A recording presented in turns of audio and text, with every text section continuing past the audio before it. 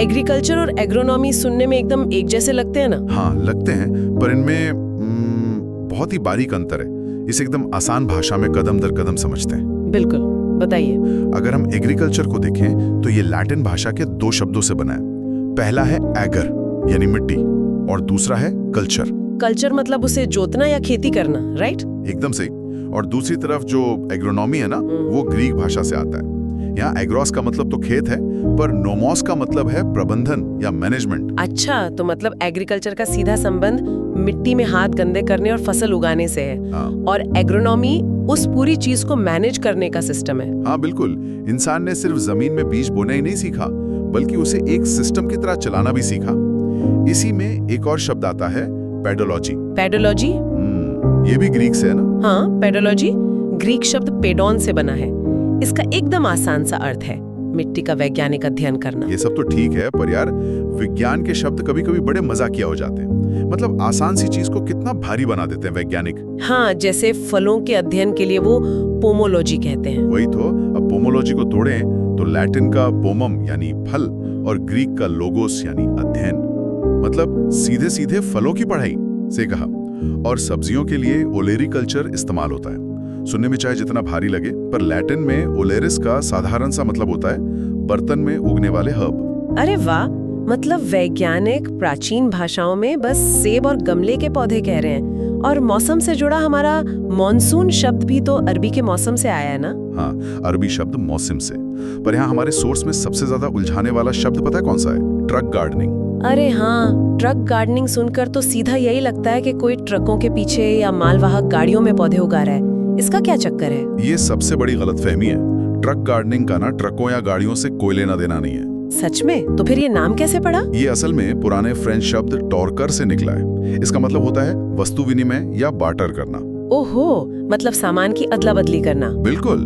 पुराने समय में किसान अपनी उपज बाजार ले जाकर सीधे दूसरे सामानों के बदले बदल लेते थे। उसी अदला बदली से ये शब्द बन गया। क्या बात है, मतलब खेती से शुरू होकर बात सीधे व्यापार तक पहुंच गई।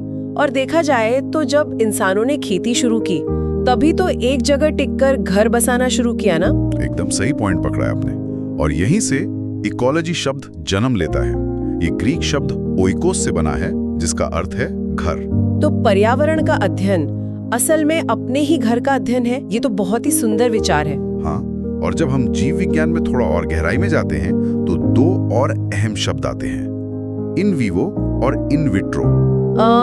इन विवो का आसान मतलब तो जीवित शरीर के अंदर होता है ना? और इन विट्रो का मतलब कांच के अंदर या लैब में। बिल्कुल। पर सवाल ये है कि इन दोनों में इतना स्पष्ट अंतर करना क्यों जरूरी है? हाँ, मैं भी यही सोच रही थी। एक ही प्रयोग तो दोनों जगह किया जा सकता है ना? किया जा सकता है, पर जीवन ना लैब के कांच और असली शरीर में अलग-अलग तरह से बर्ताव करता है। जो दवा टेस्ट ट्यूब में काम कर रही है, जरूरी नहीं कि वो इंसान के अंदर भी काम करे। सही बात है। ये बताता है कि जीवन कितना जटिल है।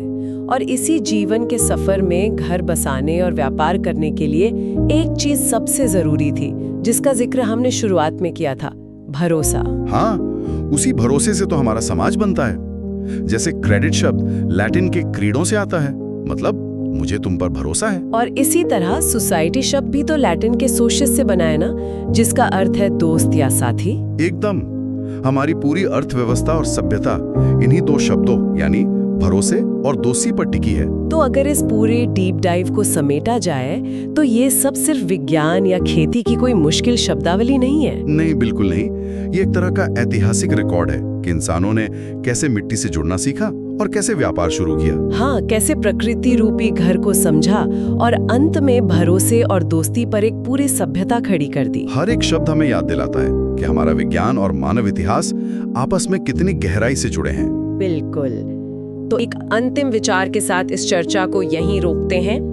अगर हमारे पूर्वजों की भाषाओं ने प्रकृति को देखने का हमारा नजरिया इतनी गहराई से तय किया है, तो आज के डिजिटल युग में जो नए शब्द गढ़े जा रहे हैं, वो भविष्य की पीढ़ियों को हमारी आज की दुनिया के बारे में क्या बताएंगे?